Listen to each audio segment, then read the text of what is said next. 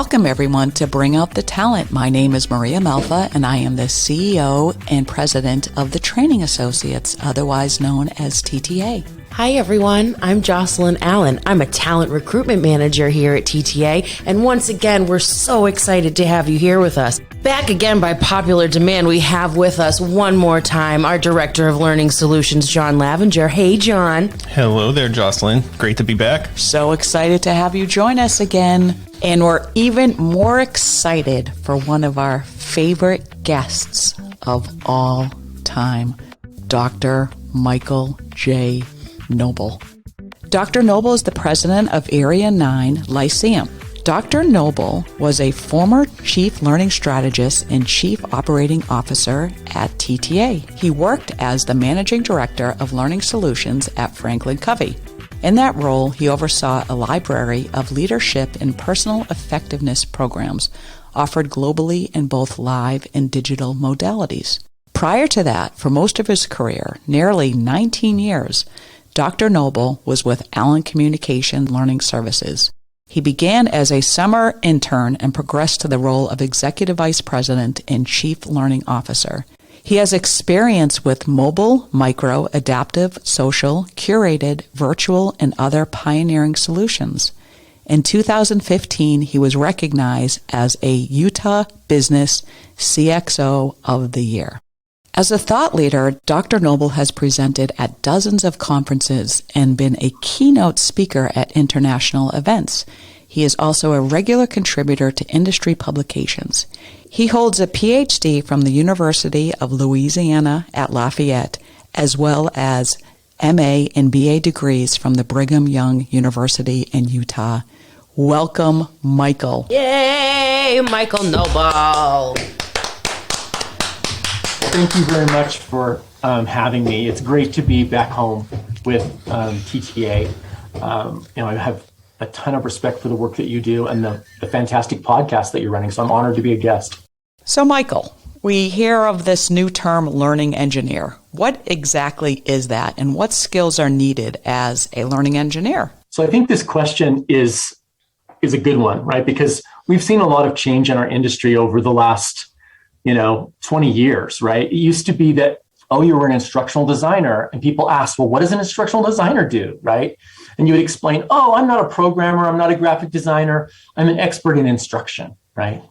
And then we had tooled instructional designers who were more one-man bands. I can do a little bit of this, I can do a little bit of development, I also know instructional strategy. Then the pendulum swung to specialists, right? I'm a learning strategist, or I'm a performance consultant. I do the thought work, but not so much on the production or the curriculum development work, right? We have learning technologists that focus on, just LMSs and LXPs. And so and recently, right, with the LXPs, we have learning experience designers that are looking at moments of need and how do we design a comprehensive learner experience that's in the flow of work. So it may be that we've had a little bit of saturation with new terminology, but one of the reasons why the new terms keep coming up is because the job keeps changing. There is more to be done. The technology keeps changing. And when we talk about a learning engineer, there are a couple of things that I would point to. There's kind of two things that I would say differentiate learning engineering from other kinds of instructional design. One would be an understanding of data and learning analytics. Most people, when they talk about instructional design, they refer to this model that's an ADDIE model, right? Analyze, design, develop, implement, evaluate. It's been, it's not really an instructional model. It's this catchy, and so it goes viral. Learning engineers do not subscribe to that model, right? They actually look at data first and then analyze. It's an aggregate the information you have and then analyze that. So one of the things I'm going to say is that it's a focus on data, and it's understanding the second thing I'd say is understanding the differences between just creating, if you think about creating material for an instructor or creating material for a learning experience, there's a sequence and flow to that. If you're creating material that will be delivered by artificial intelligence, it needs a different format, right? And those are the two big differences I would point out. It's interesting to see where our technology is going, especially in the last couple of years where it's all we've had a chance to focus on really is that sort of adaptation. How does authoring adaptive learning programs differ from the other types of offering, like as you were starting to mention, and why does this need a more specialized skill set? I touched on that in a way in my last answer, but let's dive a little bit deeper there.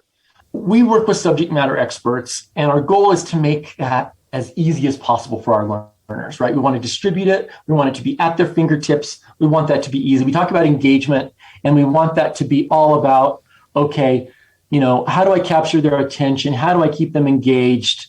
And we have a certain level of measurement that we do. Mostly if we're honest, and I don't mean to be cynical about my own field of specialization, but if we're honest with ourselves, a little bit of it is, hey, let's hope we don't embarrass ourselves because this is going out enterprise-wide. The executives are going to see it. Everyone's going to see this, and we're going to get all kinds of flack if people don't like our e-learning, right?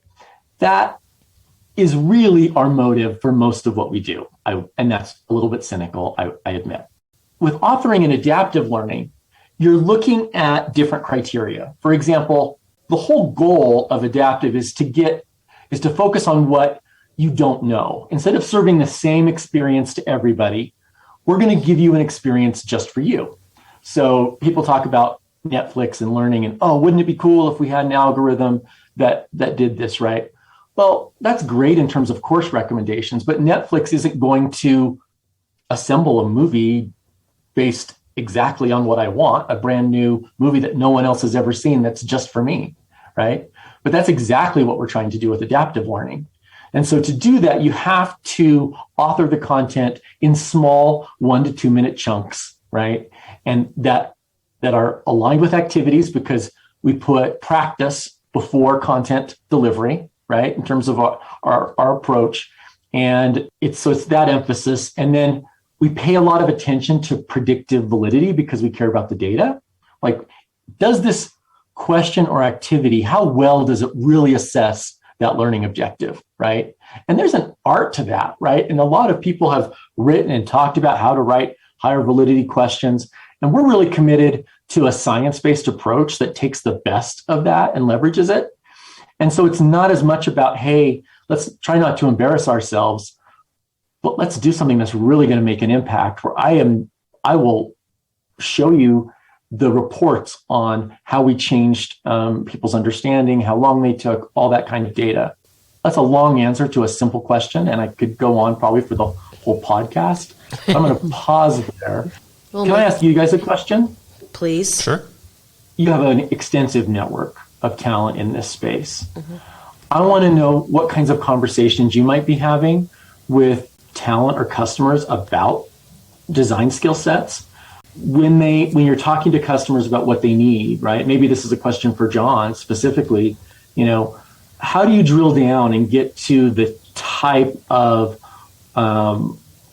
work that needs to be done to meet the customer's needs? Yeah, there's a lot of components to that. It's really everything from understanding the deliverable, what the outcome of the training is going to be, what they have for infrastructure and talent or currently, whether they expect it to be a collaborative exercise or something more independent, if the organization has any particular constraints or preferences in the realm of work style. Is it that more waterfall ADDIE model, or is it a more iterative approach to? Because we've run into that, where people have a certain methodology that they're very used to working in. As soon as they veer off that methodology, it's a very different experience for them, and it can throw them. So there's a lot that goes into it. A lot of the more staff augmentation solutions that we're engaged in they're usually pretty prescriptive. Like we get a really tight requirement around particular authoring tools, skill sets that they need, industry experience they need, etc. We don't have clients approaching us for adaptive solutions. It's literally never the asset that's being worked on. Meaning that they don't necessarily come to you for that, but that might be the solution. Yeah, Because it could very well be they the don't know, solution. so I think that's kind of what... That's the answer I would expect, right? Which is, this is an emerging technology, right? It's not like you went to instructional design school and you had a detailed analytics class, right? Because there's different ways of accomplishing this, and the field is really emerging. A few months ago, I was presenting at a conference with, it was a NATO technology training conference, and it was interesting to me because one of the keynotes from the ADL, they're the governing body for SCORM, and the standard that we use to integrate with different learning platforms. And she talked about learning engineering, and I was kind of surprised because I'm like, oh, maybe it's not just us that are talking about this new field. And she defined it in exactly the way that I would have defined it. But I do think there is not a ton of consensus. And I think it's worth noting for, like, if I'm listening to this podcast and let's say I'm a professional in the field, this is something I think you can explore, get ahead of. Is this the kind of thing that interests you? Do you like, there has been a trend, I guess, over the last couple of years where you'll see like Mythbusters who are debunking, the easy target is like learning styles, but there's other kind of things that are kind of built into our practices that aren't necessarily science-based. Addie's also kind of an easy target. But what that signals is it's easier for us now to have access to data and evidence than we ever had before. And so, I think for a certain part of our audience that's going to be listening to this and is maybe hearing about adaptive or learning engineering for the first time, it's almost like, okay, given the fact that our field is, there's so much specialization there, right? In some ways, it opens the door to different kinds of talent, right? So that, an organization like TTA has a real advantage because there's not one particular skill set. You can really tap into the broader range of kind of background and experience that's out there. We find it's a change management issue in our organizations, right? If you're used to typical e-learning and suddenly you get what you think is a test thrown at you, it takes some explanation to say, oh, you're going to get a bunch of questions and activities to complete. It's diagnostic. It's so the artificial intelligence will know how to create that custom learning or that movie just for you. And, we see that on both with learning engineering and on the learner side. So Michael, we have a lot of clients that have this very high level conceptual understanding of adaptive learning, where they get that it's creating a unique experience, but they haven't thought through all the nuance and around that, or really any way to qualify it for their organization. So that's my question for you is how would a learning professional know when it makes sense to use adaptive learning as part of their strategy? Again, another great question. There's a couple of different ways I could answer this question. Like, one of them I want to answer with like, hey, you don't have to, like if a customer's working with us, because I know where the market's at and what's going on, we expect to do a fair amount of upskilling and customer readiness, right? In terms of working with a customer. And we're ready to invest that because we totally care about our solution. And because there is a little bit of a barrier of entry to getting here, it's worth having those longer conversations and making sure that it's really a good fit. I mean, in terms of value prop, the place where, and this is maybe my second answer, right? The business answer to that is large companies that need, for example, have compliance needs, right? There's that particular angle. So it's, we're a large financial organization where we need the data that shows that we have prepared that we're compliant, right? And working in a regulated environment is something that they've always been on the front line of new learning approaches, right? Finance, pharma, the life sciences and finance and insurance are kind of on the front line there because they have that critical need.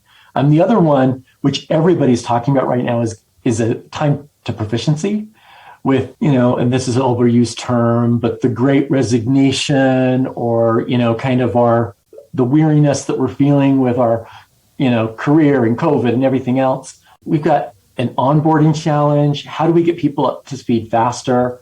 If you think of a pie chart of your knowledge, right? And I've got, okay, there's a slice of pie of stuff I don't know. But the bigger piece of the pie, the whole rest of the pie, is stuff I already know. And if we've standardized that learning experience, which we always do, because we're basing it on an average or typical learner, I'm going to go through, 60, 70, 80% of the stuff I already know. I'm bored, I'm disengaged, I'm spending an equal amount of time on stuff I know and stuff I don't know. Here, in time to proficiency, I can just focus on that slice of stuff I don't know, get the other stuff out of the way, right? And we usually see an average of half the time to proficiency, which is we're seeing that in government, we're seeing that across the board in all kinds of industries, high tech especially, wherever there's a talent deficit, wherever we need to get people onboarded quickly. So Michael, that time to proficiency that you're mentioning, I mean, I feel like there's a lot to that, right? I mean, you got the obvious corporate perspective on it of, I've got more productivity because I have less time lost in the workforce. But I feel like there's more to it than that. Perhaps learner engagement. Can you talk us through, some of those other components that make adaptive learning so valuable? In addition to time to proficiency, we've also seen, because we have the data and because we do a really robust kind of refresh strategy, the artificial intelligence is smart enough to know about when you're going to forget something and which content you're going to forget, right? So we can also make it stickier. So it's not just, hey, you got through the content faster, but it's really an apples and oranges comparison, because that standard e-learning course that you went through, it probably didn't have reinforcement built in. It probably wasn't smart enough to know these are the key points that this particular individual might struggle to remember based on how they, on how they're doing. And, the other thing that I think time to proficiency masks, there's a book by Todd Rose called The End of Average, which highlights this problem of, okay, well, if we look at how long it takes and we take the average, that's about how much time we expect people to take in the course. Really, when I'm saying that the average time is reduced, some learners take 4 times as long as other learners to complete the training. And that's hidden behind something that is time to proficiency. And so when it's individualized, right, if you're a slow learner like I am, I'm going to take longer. And so that expectation is key to put in there too, that it really is individual. So shorter time in general, although individuals may be different, I would say the stickiness of the content, right? And you get a higher level of engagement because people aren't bored. And the other thing I will say on the engagement front is it takes effort. A big part of prepping people is, you're going to be working.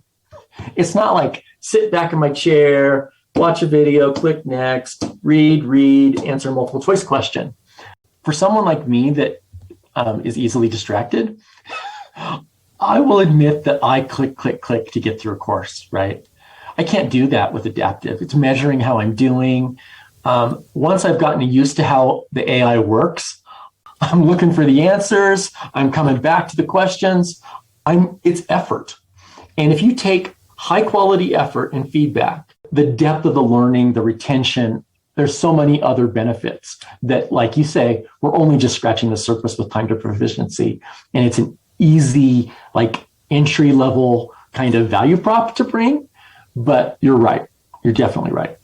So Michael, revisiting the learning engineer role, can you tell me a little bit more about the types of things that they work on? I think that is going to change and evolve. But right now, a lot of the work that a learning engineer does is actually converting kind of legacy content and courses into an adaptive format, right? Which is different than new content creation. And that's because when you adopt a platform that is kind of data-based, you want to get you want some data and you want the content in the system. And then you do data-driven design, which is I look at the course that I've converted, right? Or I've put in some content and I see where learners are struggling. We can actually create a heat map of, which learning objectives are we struggling on? Which questions are good? Which questions are we getting challenges on? How much time are people spending? And then we do our design work in a targeted way at what the data tells us is happening. And so, there's content conversion, bringing over content from legacy tools or from instructor-led learning. There's some of the typical instructional design work that you would expect in terms of matching content with learning objectives, but it's done at a very granular level. And then we're using data to tell us where we invest, right? Whereas old paradigm, I'm looking at it and I'm using my judgment to say, I think this is a difficult concept. I think we should spend more time on this. Or the subject matter tells us that, matter experts tell us that. We can actually have data reinforce and inform our decisions on where we make our investments. And to me, that's the realization of what a learning engineer can do that an instructional designer today might struggle a little bit with that. Well, it seems that the data is really necessary for a lot of those prescriptive solutions or digging in deeper in certain topical areas. And I don't know that a lot of organizations get that from their typical e-learning programs or their LMSs, or if they do, they get that very high level, large chunk knowledge as opposed to more detailed knowledge. We've learned not to ask for it even, right? We've kind of learned, I know I can just get a score. So just give me a completion and maybe if a score on the test or something. And, it's more data than I had before. So I'll be happy with that. But to get analytics on learners, to get analytics on content, and to be able to go really granular with that I have not seen another way of accomplishing this without that kind of detailed learning engineering work. Speaking of data and analytics, what sort of insight can we get from adaptive learning analytics with respect to soft skills and hard skills? There's a couple of things. Of course, you can get learner progress. You can monitor the learners, see exactly where they are, where they might be getting hung up. You can measure metacognition. Metacognition is how aware is a learner of what they know and what they don't know, right? Most of us are unconsciously incompetent on a few things where we think we know the answer, but we don't, right? An adaptive platform is really good at converting that. Here's the stuff you thought you knew, but you didn't really know, and converting that to proficiency over time. And so we measure what your initial level of proficiency was against where you end up. You can get data on other kinds of activities, whether that's inquiry-based activities or projects. We can even manage experiences in the platform. So if you're looking at an inline learning solution or let's say in the flow of work, right? We talk about that. We can actually track as learners start to apply the skills on the job. We can track all of that data as well on, maybe they need so many repetitions of a certain task, or maybe they need to shadow and then guide other people. Those are activities that we can structure in the system as well. They're not adaptive in the same way as the AI kind of knowledge-based activities, but you have a lot of opportunities for data of skills and, kind of higher level learning as well. So back to something that you said a little bit earlier that kind of resonated with me in regards to kind of this adaptive and customized way of living, I guess, because the reference was that Netflix movie. I was like, okay, I get this, because even Netflix right now is like, oh, here's what we recommend for you, or here, we'll just start playing something that we know we think you'll like if you're having trouble picking something out. But what is it really about customization that, why is that so important to adaptive learning, or rather, bigger scale? What is it about that movie that's being made specifically for you that makes it that much more impactful or effective on the learners or the viewers? I would say attention. We can keep your attention because you're not getting bored. You don't already know stuff. I mentioned metacognition. In some ways, we're teaching you to learn with so much practice, right? If we think about the optimal way of learning, most of us learn better from like one-on-one tutoring experiences. And it's not most of us, it's practically all of us. It's the classroom model was only ever about efficiency. It was, we're going to produce a set of, we're going to like a factory for learning, right? The reason why tutoring it's not very scalable, right? Is because it's one-to-one. And the ability to have technology scaffold that, right, really does create, it opens a whole new paradigm for us in learning, I think. And that's what we're seeing with kind of the early adopters that are excited about it is they're seeing that process. I think it's a bit of a tough sell. If you're used to just skating through and treating your learning as, oh, I got to do the ethics course, click, click, click, check the box, done. You're going to be annoyed by a course that makes you learn that ethics policy. And you can't complete it until you're done, right? And that's where you have to have attention. You have to put forth effort. But our promise is we're not going to make you do, it's not meaningless effort. It's specific on the things you don't know.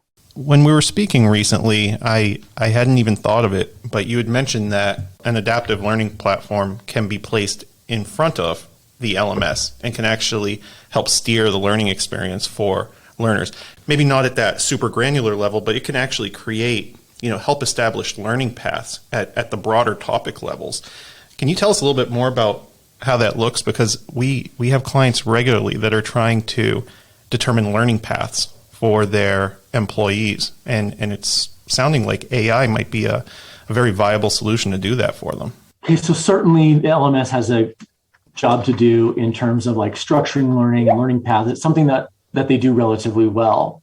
But the problem with adaptive learning is if you plug it into an LMS, you're getting the benefit of the adaptive learning during the initial learning experience, but you're not getting the long-term benefit of the refresh, right, and the reinforcement, because it's behind that LMS doorway. If we put it before the LMS and we just send data to the LMS, we can remind the learners, hey, we're going to nudge you give us 2 minutes and we'll refresh your learning on this topic, right? And it's going to compile that uniquely for you based on what you did in the course, right? You got to 100% of proficiency when you were done, but you immediately started to forget everything you learned, right? And with our artificial intelligence, we're going to try to predict what you're actually going to forget, and we're going to refresh on just those pieces. So the advantage of putting it in front of the LMS is primarily one of refresh, right? And then we'll send the data to the LMS, and as opposed to containerizing the course and putting it inside the LMS. Now, there's a lot of things in terms of paths, right? I wanted to talk a little bit about that because what our next generation platform does, which we're piloting right now, it allows us to do competency-based, skills-based pathing, right? Where we're creating more of that skills profile unique to that learner. So it really does do that kind of thing you're talking about where, okay, I've got my skills profile. It knows exactly where I am. It can serve up all of that and do here's how you connect to other libraries of content that may not be adaptive, right? So there's some advantages there as well. I think no one really wants to replace their LMS. They're behemoths. They are hard. It's hard that project can be expensive. So our goal is to kind of plug in where we can add the most value and advise our customers on how we become part of the stack. So Dr. Noble, as we're coming to an end, how do we achieve long-term behavior change, and what is the role of both adaptive learning technology and the related targeted content development?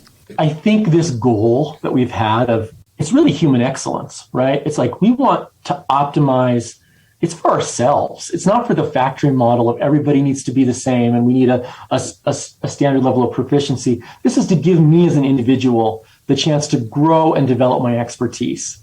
And if we think of it from an expertise standpoint and not here's the standard, you've got to meet the standard and plug along, I think it gives us a slightly different goal that is a little bit more human it connects a little bit more to how each one of us is doing. And that's ironic because I'm talking about artificial intelligence, but it's leveraging it for the most human of, at our core, what makes us different and unique. That, I think, is the role of adaptive learning. It's really hard to provide that transformative learning experience that we've had when we've worked with a coach, when we've worked with a piano tutor, when we've worked, when you've had that opportunity to have a mentor, right? And I'm not saying that artificial intelligence meets that need completely, but it can scaffold that need and also enable us so that though we can create some of those experiences at scale. And that, I think, is that's the long-term goal. Michael, it's always a pleasure reconnecting with you and talking about all the things that you're doing in this space. This has been incredibly informative and a lot of relatable examples as to why this will work in a lot of organization for the development of their employees and the way that they're utilizing their learning. So I really appreciate your time and getting this information to our listeners. I think we're going to hear a lot about how we can help them in the future. Yeah, I really want to thank you as well, Michael. This being innovative and technologically based is near and dear to my heart. So very excited to see how this progresses over time, and excited to start seeing some results with the time to proficiency reductions and everything that goes along with that. It's the way of 2022. Mm-hmm. So thank you very much, Michael. It was a true pleasure. Always love hearing you talk and always learning so much from you. So thank you so much. My pleasure. And, I love you guys. I look forward to future collaborations. For more information on today's podcast guests and how they can help your organization, please visit www.thetrainingassociates.com. Bring Out the Talent is a Mudhouse Media production.